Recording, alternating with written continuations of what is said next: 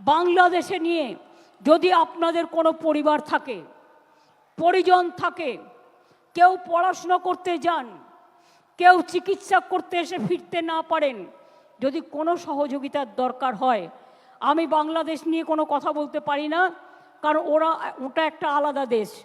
যা বলার India government বলবে, আমি বলতে পারি না।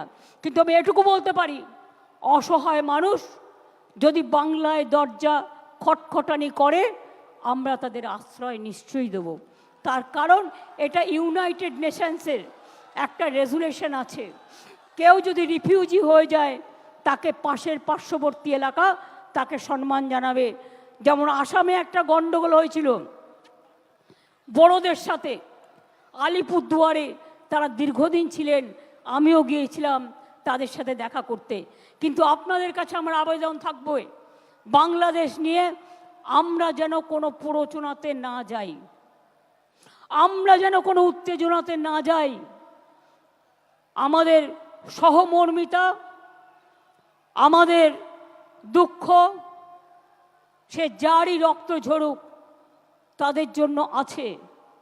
আমরা দুঃখী, আমরাও খবর রাখছি।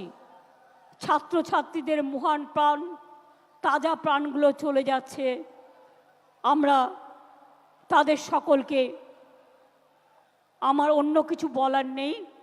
আচ্ছা, উনি যদি অসুস্থ